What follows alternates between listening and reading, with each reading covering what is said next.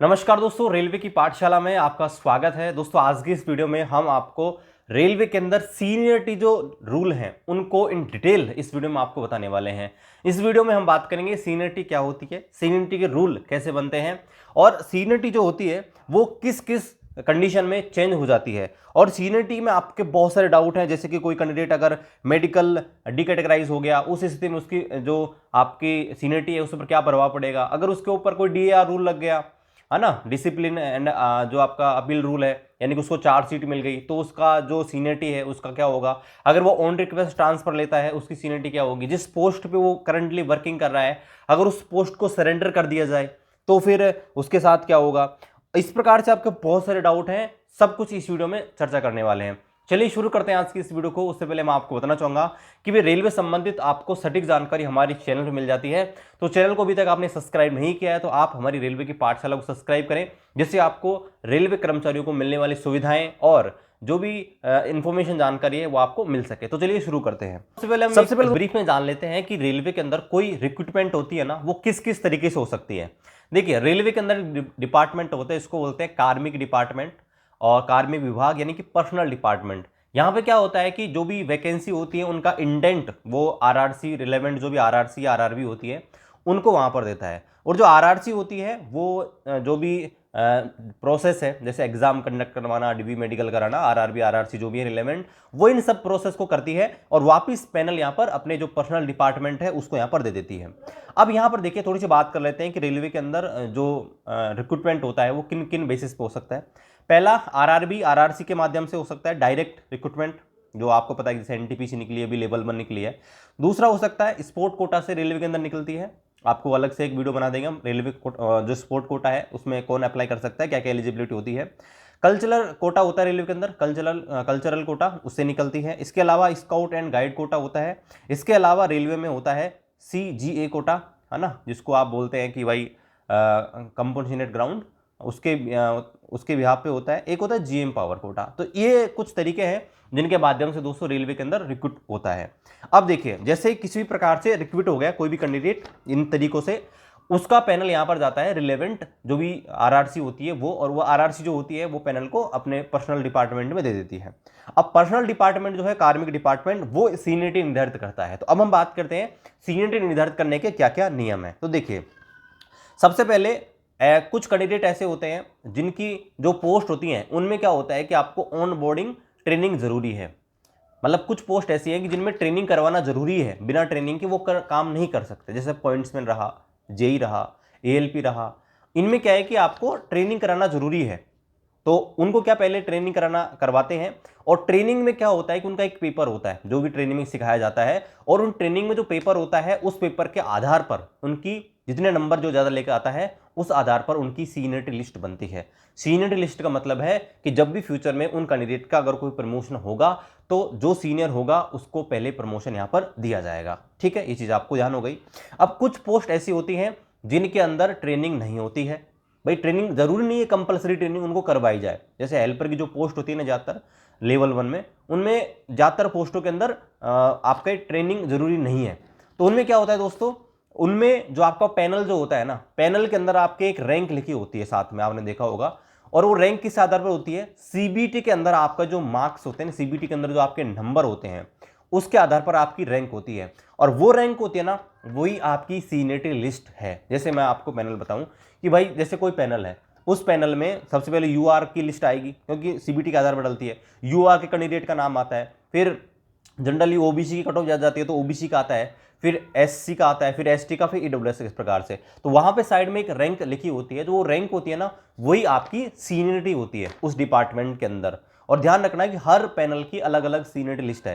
जैसे आपसे पहले जो कैंडिडेट ज्वाइन कर रखे हैं ऑलरेडी रेलवे के अंदर 2018 वाली भर्ती में या पहले वाली में, तो वो आपसे सीनियर है। मैं बात कर रहा हूं जब आप न्यूली रिक्रूट होते हो तो उसके अंदर आपकी सीनियरिटी कैसे बनती है। अब देखिए, अब यहां पर मैंने आपको बता दिया कि भाई ट्रेनिंग जो है, ट्रेनिंग वालों की आपको बता दी कि ट्रेनिंग वालों की सीनियरिटी कैसे बनती है और विदाउट ट्रेनिंग वालों की सीनियरिटी कैसे बनती है। अब यहां पर क्या होता है, कुछ कैंडिडेट एक्सटेंशन भी ले लेते हैं। अब देखो, एक्सटेंशन नॉर्मली जो होता है अगर एडमिनिस्ट्रेटिव रीजन की तरह से दिया जाता है। अब एडमिनिस्ट्रेटिव रीजन कैसे हो सकता है, जैसे मैं बात करूं पॉइंट्समैन की, तो पॉइंट्समैन में क्या है कि भाई आपको ट्रेनिंग कराना जरूरी है। अब ट्रेनिंग में क्या है कि भाई सभी कैंडिडेट को एक साथ ट्रेनिंग पे नहीं भेज सकते, तो जैसे अभी ट्रेनिंग चल रही है उसमें हर डिवीजन से 50-50 कैंडिडेट को भेजा जा रहा है। और उनमें क्या है कि भाई पहले जो बैच है उसको भेज दिया, फिर दूसरे बैच के कैंडिडेट आएंगे, फिर तीसरे बैच के कैंडिडेट आएंगे। तो ऐसा नहीं है कि भाई जिस कैंडिडेट को लेट ज्वाइन करवाएंगे या लेट ट्रेनिंग में भेजेंगे उसको जूनियर रखा जाएगा। अगर सेम पैनल है और अगर रेलवे अपने बिहाफ पे एडमिनिस्ट्रेटिव रीजन की वजह से अगर उसको ट्रेनिंग में लेट भेजता है तो दोस्तों उसकी सीनियरिटी सेम ही रहेगी। और ट्रेनिंग वालों का तो वैसे आपको पता है कि भाई ट्रेनिंग जो होती है ना उसके अंदर तो वैसे भी जो एग्जाम लगती है उसके आधार पर आपका क्या बनता है, सीनियरिटी बनती है।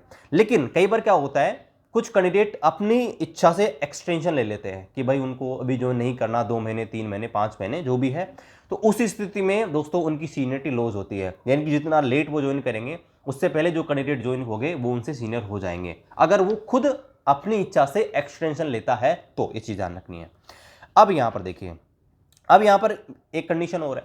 अगर कई बार क्या होता है, जैसे 50 लोगों का पैनल है, लेकिन क्या होता है कि रेलवे कभी टुकड़ों में बुला लेता है। जैसे पार्ट पैनल है ना, आपने देखा होगा कई बार पैनल है ना उसको टुकड़ों में बुला दिया जाता है। पार्ट पैनल 1 डाल दिया, पार्ट पैनल 2 डाल दिया, पार्ट पैनल 3 डाल दिया। लेकिन मैं बात ये नहीं कर रहा कि भाई वेटिंग वाले कैंडिडेट को उनको बुलाया जाए, मतलब है तो वही वैकेंसी, जैसे भाई किसी जगह वैकेंसियां हैं, लेकिन रेलवे क्या करता है कि भाई इतने सारे कैंडिडेट को ज्वाइन कराने में दिक्कत होगी तो क्या करता है वो पैनल को टुकड़ों में बांट बांट के ले लेता है। जैसे सीसीए वालों को पहले बुला लिया, पीडब्ल्यूडी वालों को पहले बुला लिया, फिर नॉर्मल कैंडिडेट को बुला लिया, ऐसे टुकड़ों में बुला लेते हैं।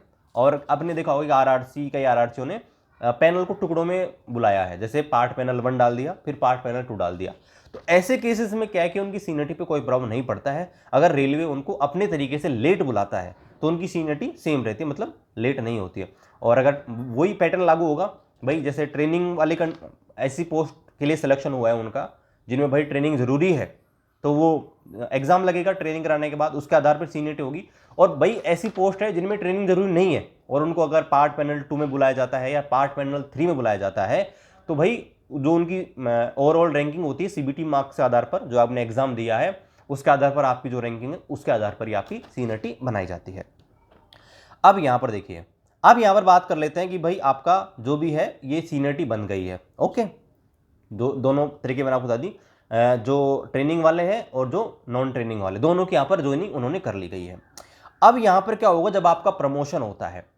अब प्रमोशन क्या है कि भाई जैसे मान लीजिए कि एक लिस्ट तैयार होती है और उस लिस्ट के अंदर जैसे मान लीजिए मेरा दूसरे नंबर पे प्रमोशन पे नंबर है, ठीक है, 10 लोगों का प्रमोशन होना है और उन 10 लोगों के अंदर मेरा सीनियरिटी 2 नंबर की है और मेरा प्रमोशन के लिए नंबर आ गया, लेकिन मैं नहीं जाना चाहता अभी किसी भी कारणवश से, मैं प्रमोशन नहीं लेना चाहता, तो उस स्थिति में उसकी सीनियरिटी पे क्या प्रभाव पड़ेगा। तो उसकी सीनियरिटी, जो जितने भी लोगों का प्रमोशन किया जा रहा है ना, मतलब 10 लोगों का अगर प्रमोशन किया जा रहा है, आप 2 नंबर पे थे या 1 नंबर पे थे, अगर आप प्रमोशन नहीं लेना चाहते तो जितने भी लोगों का प्रमोशन हो रहा है उनकी सीनियर लिस्ट में आप सबसे नीचे आ जाएंगे, ध्यान रखना है। मतलब 10 लोगों का अगर प्रमोशन हो रहा है तो उन 10 लोगों की लिस्ट में से 10 लोगों को तो प्रमोशन दे दिया, तो बाकी आप नीचे आ जाएंगे उन 10 लोगों से। यानी कि फ्यूचर में अगर मान लीजिए कि और कैंडिडेट का अगर वहाँ पर आपका नंबर आता है उसमें प्रमोशन में, तो फिर आपको कंसिडर किया जाएगा। लेकिन उन 10 कैंडिडेट जो हैं, जैसे मान लीजिए भले आप दूसरे नंबर पे हैं, पहले नंबर पे थे लेकिन आपने प्रमोशन नहीं लिया, तो आप उन सारे के सारे 10 लोगों से जूनियर बन गए। ये चीज़ आपको ध्यान रखनी है। और आप जो है रिफ्यूजल मैक्सिमम 1 साल के लिए दे सकते हैं कि भाई मेरे को 1 साल प्रमोशन नहीं लेना। और आगे बात करते हैं, अगर दोबारा से कोई कैंडिडेट है कि भाई दोबारा भी वो अगले साल उसका प्रमोशन होता है और वो रिफ्यूजल दे देता है, तो उस हिसाब से उसकी सीनियरिटी है ना, जैसे हो सकता है अगली बार 20 लोगों को प्रमोशन किया गया हो और उसमें भी वो प्रमोशन नहीं लेना चाहता, तो उसकी जो सीनियरिटी है फिर उन्हीं 20 लोगों में सबसे नीचे आ जाएगी। मतलब इस प्रकार से उसकी सीनियरिटी घटती हुई चलती जाती है अगर वो प्रमोशन नहीं लेता है तो। अब यहाँ पर देखिए, यहाँ पे बात करते हैं कि मान लीजिए 2 कैंडिडेट हैं जो सेम डेट को ज्वाइन होके आए हैं। एक है डायरेक्ट रिक्रूटमेंट कोटा से, एक आया है प्रमोशन कोटा से। जैसे मान लीजिए भाई कोई स्टेशन मास्टर की पोस्ट हुई, स्टेशन मास्टर में क्या है कि भाई प्रमोशन कोटा से भी आ सकता है, जीडीसी से आ सकता है, एलडीसी से आ सकता है, और या फिर डायरेक्ट रिक्रूटमेंट कोटा है, उनकी ज्वाइनिंग डेट सेम है, ठीक है, दोनों की ज्वाइनिंग डेट सेम रही, तो प्रमोशन पहले किसको देंगे दोनों में से, ठीक है, ये बहुत बड़ी चीज़ है। तो आपको ध्यान रखना है कि उसमें पहली प्रियोरिटी मिलती है आपके डायरेक्ट कोटा वाले को, उसमें देखी जाती है, अगर आपकी डेट ऑफ ज्वाइनिंग है, डेट ऑफ ज्वाइनिंग देखी जाती है, उसमें पहली जो प्रायोरिटी दी जाती है वो डायरेक्ट कोटा वालों को दी जाती है और दूसरी प्रायोरिटी प्रमोशन कोटा वाले को दी जाती है प्रमोशन देने में। ये चीज़ आपको ध्यान रखनी है। अब यहाँ पर देखिए, अब यहाँ पर बात करते हैं अगले प्रकार के रिक्रूटमेंट की। एक होता है जीएम पावर, जिसको बोलते हैं कैटेगरी सब्स्टिट्यूट। अब ये क्या होता है, इसमें जब आप ज्वाइन होते हो तो इनिशियली ज्वाइनिंग में क्या होता है, आपको 120 दिन एज ए स्क्रीनिंग के लिए रखा जाता है, मतलब ट्रेनिंग के लिए रखा जाता है, ट्रेनिंग आपको बोल जाता है, और उसके बाद आपकी स्क्रीनिंग की जाती है, एक प्रकार से वाइवा लिया जाता है और फिर आपको परमानेंट जॉब दी जाती है। तो इसमें क्या होता है कि भाई 120 दिन तो आपको एज ए टेम्परेरी वर्कर के रूप में काम करना पड़ता है, ट्रेनिंग के रूप में काम करता है। तो क्या जिस डेट से आप भर्ती हुए हो और जब से आप एज ए ट्रेनी के रूप में काम कर रहे हो रेलवे के अंदर, तो क्या वो आपकी ज्वाइनिंग डेट मानी जाएगी, या जिस दिन आप परमानेंट हो गए, मतलब 120 दिन पार करके और आप परमानेंट रेलवे के अंदर जॉब करने लग गए, क्या उस दिन से आपकी सीनियरिटी मानी जाएगी, या फिर पहले जब आप इनिशियली भर्ती हुए एज ए ट्रेनी या आपके टेम्परेरी, तो वहां से मानी जाएगी। तो रेलवे का रूल है कि भाई जब आप रेलवे में आपकी जो ट्रेनिंग पीरियड है उसको खत्म करके स्क्रीनिंग के लिए आते हो, ठीक है, और जब आप परमानेंट जॉब प्राप्त कर लेते हो, तब आपकी दोस्तों यहाँ पर सीनियरिटी उसके आधार पर बनती है, जब आप रेगुलर ज्वाइन कर लेते हो। तो अब इस बात को ये आप डायरेक्ट भर्ती से मत लेना कि भाई ट्रेनिंग जो है, ट्रेनिंग वाला अलग चीज़ है, मैं आपको ट्रेनी शब्द बोल रहा हूँ, नॉट ट्रेनिंग, ट्रेनी। ये होता क्या है, ये जीएम पावर के द्वारा जॉब मिलती है और इसमें 120 डेज के लिए कैंडिडेट को एज ए ट्रेनी रखा जाता है, उसके बाद उसको परमानेंट किया जाता है, ठीक है। अब यहाँ पर एक कोटा होता है सीजीए का, कंपोजिट ग्राउंड आपका जो कोटा होता है अपॉइंटमेंट, जिसको बोलते हैं कंपोजिट ग्राउंड अपॉइंटमेंट। अब इसमें क्या होता है, इसमें भाई आपको मैंने कल एक वीडियो डिटेल में ऑलरेडी बता रखा है कि भाई इसमें कौन कैसे अप्लाई करते हैं। इन केस आपके फादर की डेथ हो जाती है या डी कैटेगराइज हो जाते हैं, तो फिर आप इसमें नियुक्ति ले सकते हैं। अब इसमें क्या है कि भाई आपको पता है कि मिनिमम एजुकेशन क्वालिफिकेशन 10th पास है। अब मान लीजिए उस कैंडिडेट के पास मिनिमम एजुकेशन क्वालिफिकेशन 10th पास नहीं है, लेकिन फिर भी उसने ज्वाइन कर लिया, तो उसकी सीनियरिटी फिर कैसे डिसाइड होगी? तो उसकी सीनियरिटी जब ही बनेगी जब वो अपनी मिनिमम एजुकेशन क्वालिफिकेशन जो भी 10th पास है वो पार कर लेगा तभी, यानी कि तब तक उसे दोस्तों रेगुलर एम्प्लॉय नहीं माना जाएगा। हालांकि उसको रेगुलर एम्प्लॉय के बेनिफिट तो मिलेंगे, लेकिन उसको कोई प्रमोशन का लाभ नहीं मिलेगा रेलवे के अंदर जब तक वो मिनिमम एजुकेशन क्वालिफिकेशन 10th पास कर लेता है। तो ये चीज़ आपको ध्यान रखनी है। अब इसमें एक अपवाद भी है, अपवाद ये है कि जो कंपोजिट ग्राउंड पे जो भर्ती होती है, अगर उसकी वाइफ ही होती है जो विडो है, तो विडो के लिए मिनिमम एजुकेशन क्वालिफिकेशन की जरूरत नहीं है रेलवे बोर्ड की गाइडलाइन के अनुसार। जो आपका सीजीए ग्राउंड पे अगर कोई आता है, कंपोजिट ग्राउंड पे आता है, तो अगर उसकी वाइफ जॉब लेना चाहती है और उसकी वाइफ अगर मिनिमम एजुकेशन क्वालिफिकेशन जो कि 10th पास है, अगर वो पास आउट नहीं है, तो उसके लिए दोस्तों छूट दे रखी है कि उसको मिनिमम एजुकेशन क्वालिफिकेशन की जरूरत है ही नहीं, वो दोस्तों कभी भी ज्वाइन कर सकती है और उसकी सीनियरिटी उसी दिन से काउंट की जाती है जिस दिन से वो ज्वाइन करती है।